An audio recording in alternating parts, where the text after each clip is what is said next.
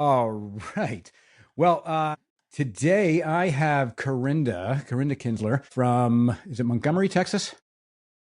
Boom, look at that. Karinda is an equine photographer, and she is someone who lives halfway across the country. And I somehow found her, and she did a lot of work and changed a lot of what I do.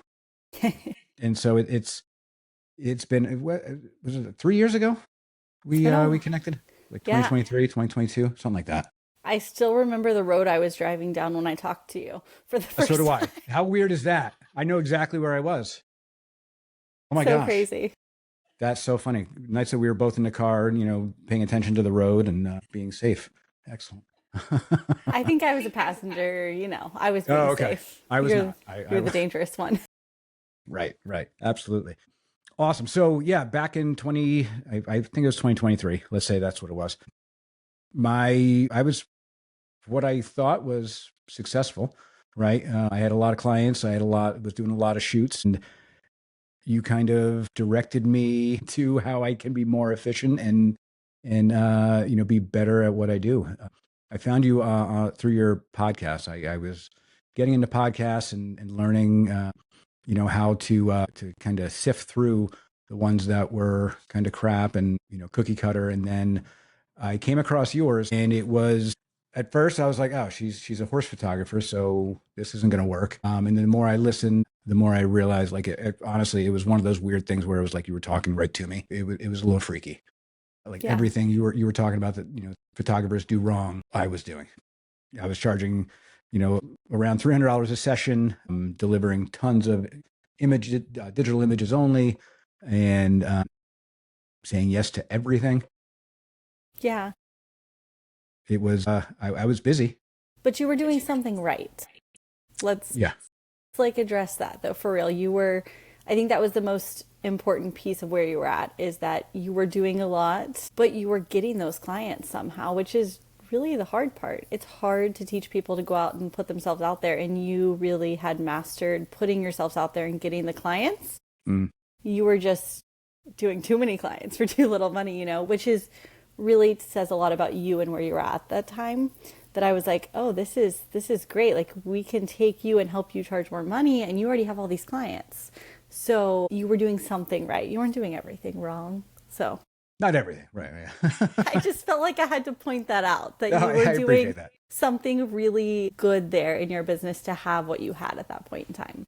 Well, and and that was really my outlook on, like, I was doing fine, right? I had a lot of clients. I was busy. People were, constantly reaching out to me. And so in my mind, that I was doing a lot right.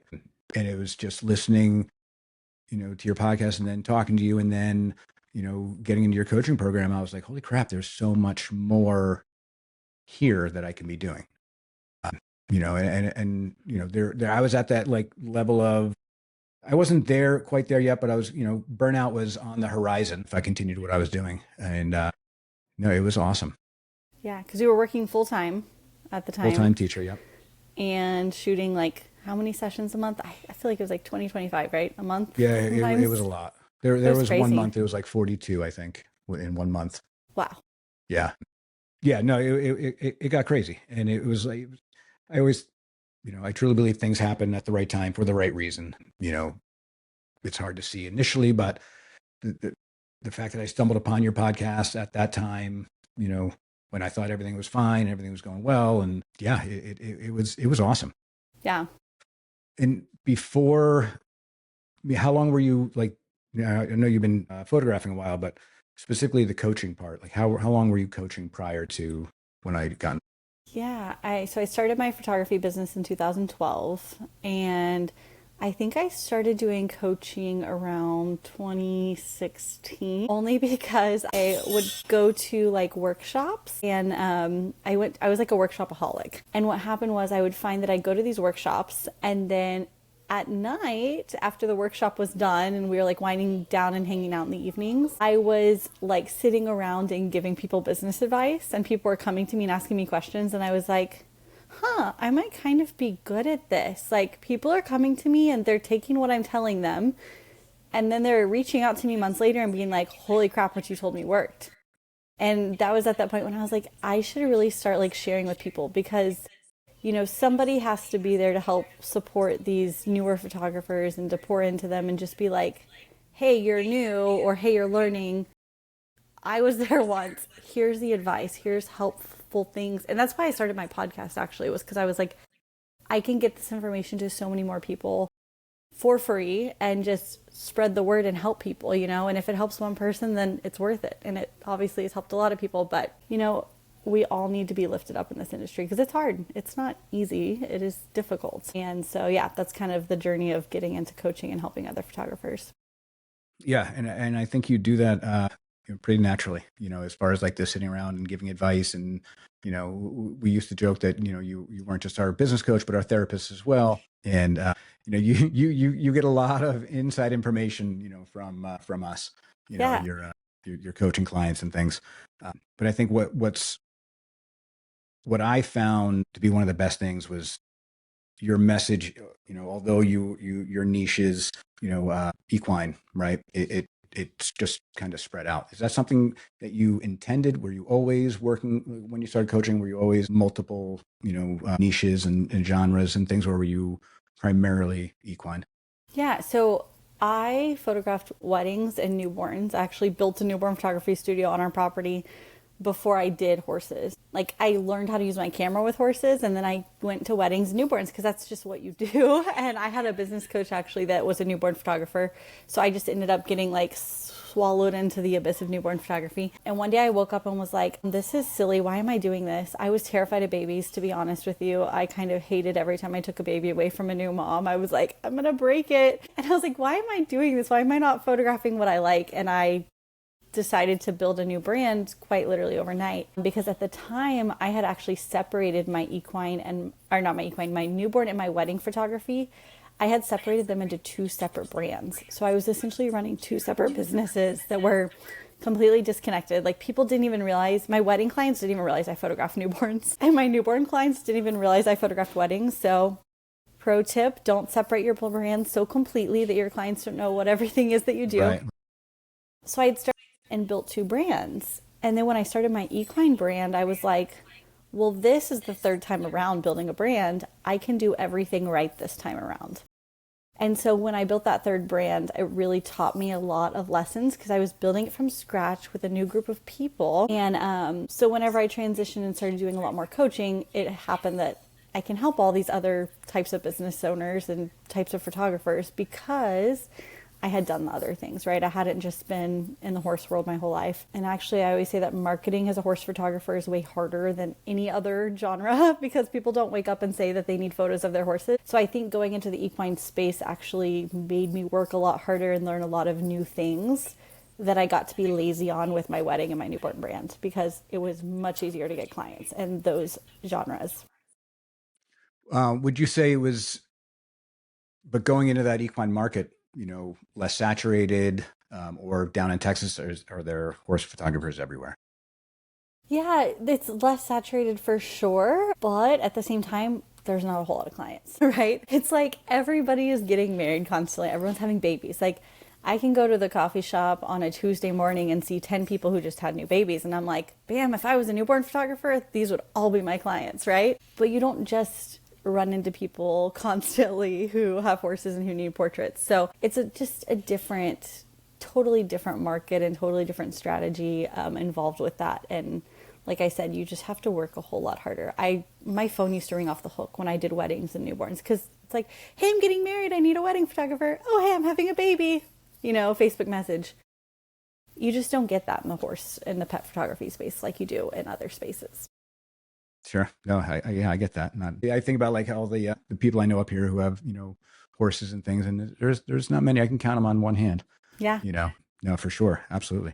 One of the big draws that brought me, to calling you and reaching out and working with you, something that was very different from every other podcast I was listening to or anything else was the mindset part of your coaching philosophy. That was huge. And that really like took me on a whole different path, for my business, for my teaching, for way beyond all this stuff. And can you where did you kind of get into the mindset of what stage of the game? Yeah. And how did you kind of come up with it? So it started with, well, I was doing coaching already. I was helping other photographers. And I knew that there was something that was separating people who went and did the thing from people that didn't go do the thing. But then I wasn't sure what it was. I really hadn't figured it out quite yet. And one day it hit me. I was driving down the road and I had this thought as I was driving down the road. And my thought that I was thinking about was, I'm afraid for people to spend money, their money. Like, I genuinely was feeling like when my clients paid me money, they were going into debt for me. Like, I wouldn't take a credit card from a client. I would only take checks or cash from clients for years because I felt like if they used a credit card, they were quite literally like going into debt and I was going to ruin their life, which is wild, but it was really how I felt. And so I realized that maybe there was something weird going on with me. And I actually went on Google, searched money mindset coach, randomly set up a meeting with the first person that came up. And I worked with a mindset coach. And after I worked with her, I was like, oh my gosh, this is what was getting in my way in my own business. This is what was really putting a ceiling on what my clients were spending with me. And then I started paying attention to my coaching clients and noticing those same patterns. And what I realized is that you can give somebody the best tools in the world, but unless they learn how to get out of their own way, whenever they stop themselves, they're never going to do anything with it. You can be the best student in the world. You can learn everything. You can watch every video. You can implement everything I tell you to do. But what keeps it from working? Yourself, not the information I give you. And unfortunately, like as a business coach, that is kind of part of it. You're going to have people that succeed and go out there and blow things out of the water. And then you're going to have other people that don't. And then you're going to have people that come back to you 3 years later and they go, I finally did that thing you told me to do. Holy crap, it worked. Why didn't I do this sooner? Like, well, you had to learn, you had to get out of your own way, right? Yeah. So I realized that in order to teach people and get them to make changes, I had to give them the tools first to get out of their own way and to recognize when they were stopping themselves. Yeah. And I can attest to that because it was, for me, I did plenty of, not that I didn't, it wasn't a trust thing. It wasn't a disbelief thing, but I remember, a couple of summers ago when I was up at the Cape doing one of the baseball games, and I was the title sponsor, and I had a table and this and that, and I literally intentionally went into it with all of the things you said not to do, because for me, it's not enough, to be told this isn't going to work. Like I have to experience that disappointment or that that awkwardness or the lack of leads and things like that, and that's when it becomes real for me. Like it wasn't it had nothing to do with you called it. Like I knew what was going to happen, but I did it anyway just because I had to experience it. Yeah. Right. And that's part of getting out of my own way was to go through it, right? Not just to to hear or just read about it or listen about it, but and it was eye opening, and but like a shared experience is very, very impactful, especially mindset wise. And also too, though, sometimes you have to learn your lesson the hard way, right? Yeah. And that's why I always say, like, when I'm teaching, I always say, look, there's a lot of ways you can do this. You can do it this way, or this way, or this way. Here's what might happen if you go on down this path. Look out for this. Here's what might happen if you go down this path. Here's the way I do it. Because unfortunately, I've made all the stupid decisions too and done it the wrong way 100 times, right? And that's why I can help people not hopefully make the same bad decisions. But I know sometimes y'all want to go make your own bad decisions and learn from them. But what separates making bad decisions and learning from them versus just continuing to do the thing that didn't result in the results you wanted, right? It's like they say the definition of insanity is doing the same thing and expecting a different result. Right. And it's like part of this is trial and error. Part of this is saying, well, I can do it this way or this way or this way. Let me try it this way a couple times, but also being a big enough person to say, this didn't work. I need to try it differently. And I think so many photographers get stuck in like, well, I'm just going to keep doing it the same thing. Maybe one day it will work. No, change it. Right. Try it differently. Right. And that's the thing too. As I just thought about this as you were saying it. With that experience that I had, doing that table and the in-person thing the wrong way, I knew what to expect, right? So when it wasn't successful, when I, didn't get leads, and when it wasn't I was disappointed or I was mad at myself or anything like that. It was like, there it is, right? That's why it doesn't work.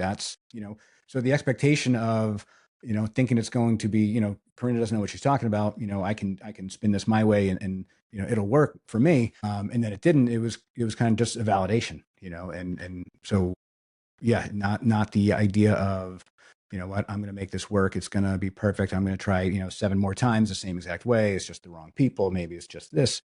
But no, it was that was very that was a fun experience. And I remember you giving me a lot of crap, when we got back from it. I told you so.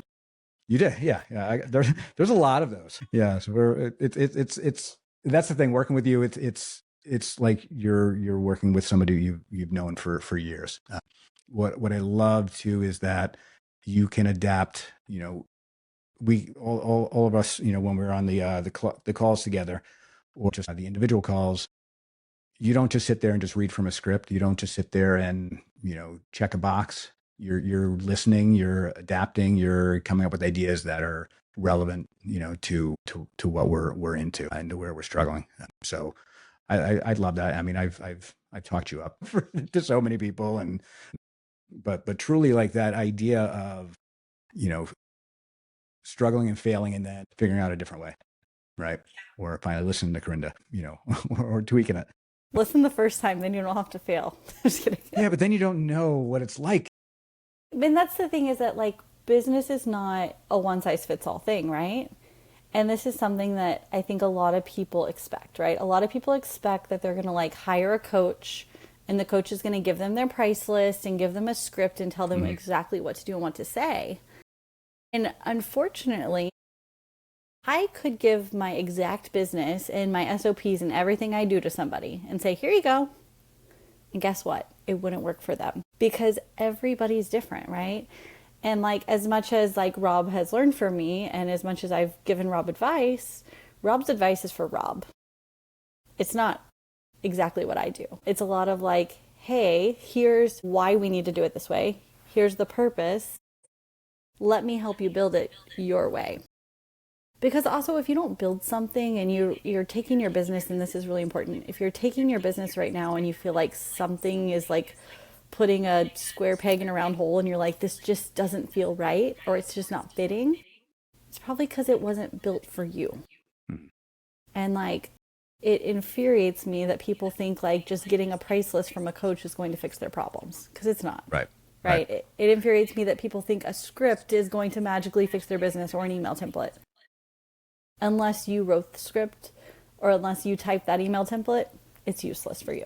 So I would really just say, like, that's another piece of it to anyone listening to this, is like, anything you have in your business that you've just copied and pasted from someone else and haven't built from scratch yourself, really look at it and really take some time to rebuild it for yourself. Which, especially in our, genre of business, it makes it hard. It makes it a lot harder, I feel, being in the creative industry, to have like that goal of succession, right? The goal of, can I sell my business one day, right? Can I write, have those SOPs, and can I have everything where somebody else can pick it up and go? And really, you can't just pick it up and go with it. Because, like you said, it's unique to each person, right? Especially like most photographers are building this business around themselves, right?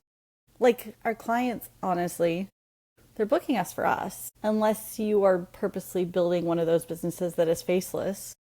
Right. But very few photographers in today's day and age are doing that faceless business model, right? So yeah, I mean, I have a part of my business right now that I'm actually not shooting in a whole lot. It has my name on it, but it's not my work. It's photographers that are hired. And even that, I'm like, I don't even know. Like, I don't know if it's something I could sell to somebody or hand over to somebody, honestly. Does it have any value to somebody else? I don't know, Right. So. Yeah, because you look at it, what ultimately, anytime you sell a business, and or you're looking for a business, you're looking for what are the constants, right? And in our industry, there's not a lot of constants. And if you are, then you have the reputation of being the cookie cutter. Everybody gets the same experience, and you're not unique. And then as you price yourself more than higher, then somebody's always going to be under you. Somebody's always going to look to undercut. Absolutely. Yeah. What would you say are the common patterns you see in photographers who come to you like I did? Biggest struggles or biggest patterns, I guess. I think like everybody at some point in time in their business hits a wall when they're like, I'm not making any money. How am I ever going to make a real living out of this, you know? And I think that you come to a point when it's like, I either have to figure out how to make this work or else I can't do this anymore. And I think a lot of people that come to me are at that point when they're like, I have to figure this out or else I can't do it, you know? And there's a place where you also get stuck in this industry where it's like everything you're learning is the same cookie cutter thing. You feel like you're just hearing the same crap over and over again. And I think sometimes you need to hear it differently, or you need to hear it from somebody that's not afraid to call you out on your BS. Right. Right. And I think that that's something that Rob appreciates about me is that Yeah. I'm willing to be like, what the heck are you doing? Don't be stupid. Just do it like I'm suggesting. Just try it once, right? I was at imaging in January of this year. And I ended up sitting at a table next to somebody, and she looked at me and she was like, oh my gosh, you're the girl with the podcast, aren't you? And I was like, yeah, that's me. And we started talking, and she was telling me about her business, and she was saying how she really wanted to get back into things. And she's like, but I just can't, like, I just haven't done the thing. And I was like, what is your business coach telling you? And she was like, well, he's just telling me I need to go do it. And I said, well, has he threatened to cut you off? She's like, what do you mean? And I was like, well, you admire him, you look up to him, he's a great business person. What would you do if he told you he wasn't going to help you anymore, if you just stopped sitting around not doing the thing? And she was like, and I was like, tell him, give him permission to cut you off if you don't stop just putting it off. And she's like, really? And he was there at where we were at, and she told him what I said, and he just laughed. He was like, it's a good idea. I'm going to write that down. Sometimes you need somebody to just really give you some tough love, right? Sometimes you need somebody to literally kick you in the butt and say, go do the damn thing. Well, that and just the ability to ask a question, a clarifying question, right? And not have to wait, 3 days for an email back or, something like that. I found, great value in the group meetings we would do as well, because I jump in, but I'd also do a lot of listening, right? And kind of, judging, but like appropriate judging, right? Like, wow, I wouldn't do it that way, or wow, and I'm not going to like always get out there and like yell, hey, you should do it this way. But I would take notes and things, and then I'd pick up on things where it was what other people were struggling with, and whether I was struggling with that or I could see myself struggling with that. That was a huge piece of the learning process, where you had, again, all different genres and things. It was that shared experience, or the I don't want to share that experience, so I'm gonna get on top of that. Wow, I have another question for you. What's the most stubborn money story that you hear about from photographers? What are they? I'm pretty sure I said that. Mm-hmm.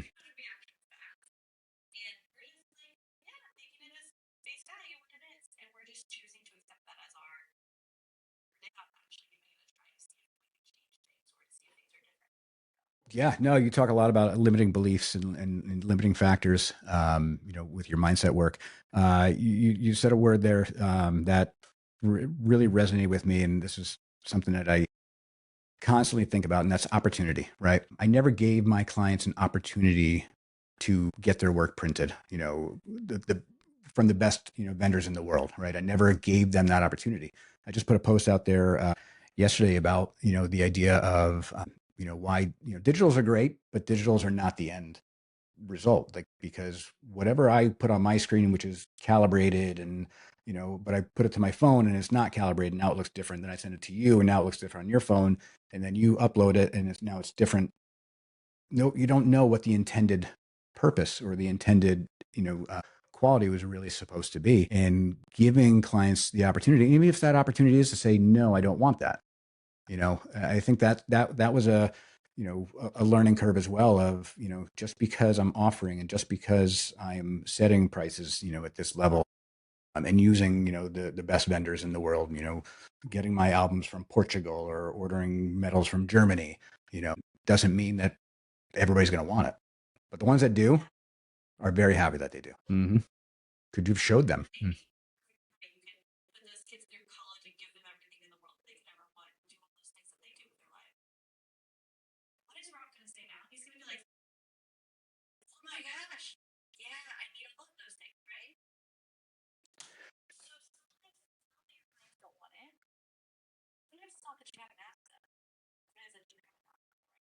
Absolutely. You haven't given them, again, I'm going to go back to opportunity, the opportunity to even think that they would want that, right?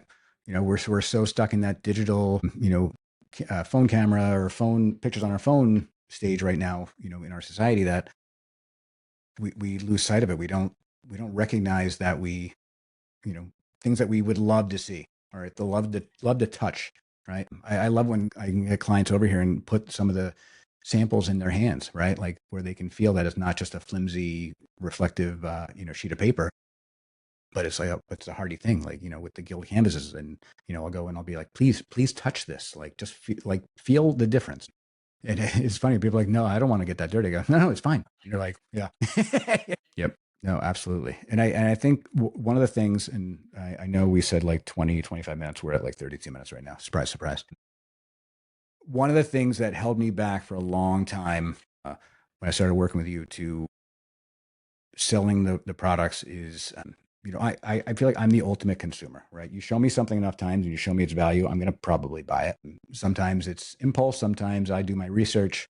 But either way, like I'm going to buy. So I constantly think of like, would I buy this, right? Would I want to hang this on my wall? And that's where like the empathy part like came in to where like I had to really believe and I had to see what these print vendors can create, from my photo. Like I remember getting the first metal print, and for a client, I opened it, at my house before I sent it over because like I always do because I'm afraid I wore the wrong print or something. And I'm like, holy crap! Like I did this, like I made this, and that was like an aha moment for me to where I was able to then really offer and sell meaningfully and not trying to just make money. It was, no, you guys have to experience this. You have to have this in your house. And when you do that and you believe in that, and again, going back to the mindset of it, you have to truly be part of it, which you have to experience it. And that's where I think, experience is a huge, huge piece. Opportunity, mindset, all that stuff, such a huge factor. Yeah, they were amazing. That's insane. Yeah.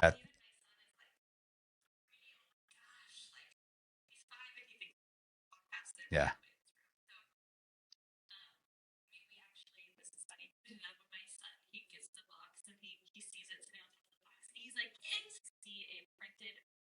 Right.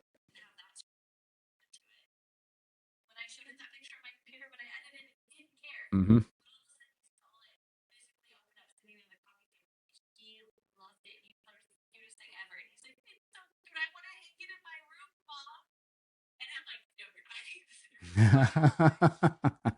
Right. That's the difference. That's the difference between something tangible versus, just something you can see. Karinda, I'm going to wrap this up. I'm not too bad. I'm only about 10 minutes over what I said I was going to do. So I'm actually quite impressed with myself. But what I kind of want to lay the groundwork for is, you come back from, your maternity leave and everything. And we have some coaching sessions that we're going to, do. There's some, questions I've kind of been holding on to. And I feel like some things have been holding me back a little bit. So I've been, looking forward to getting back to work with you. But one of the things I want to do is kind of do it in this method here where, we can use it as a learning tool, as a, piece of content, cut it up and things like that. So I look forward to, scheduling our next one. And yeah, any last words? If people want to find you, they remind me of your podcast because I feel like I always say it backwards. There you go. I would have said it backwards. Awesome. What about your? Do you have your equine photos up there? For that website too? Awesome. There you go. All over social media. You cannot forget that one. That's yeah. But once we see them, we all know it's you. Well, we don't need to. We're not going into that today because that's a whole nother. I have gone down that rabbit hole, and I'm always adjusting. I mean, look at my shirt; it's already different. I still brought at least something from before. But I'm thinking about succession, things like that. We're going to talk about that next time. Karinda, thank you so much. You as well.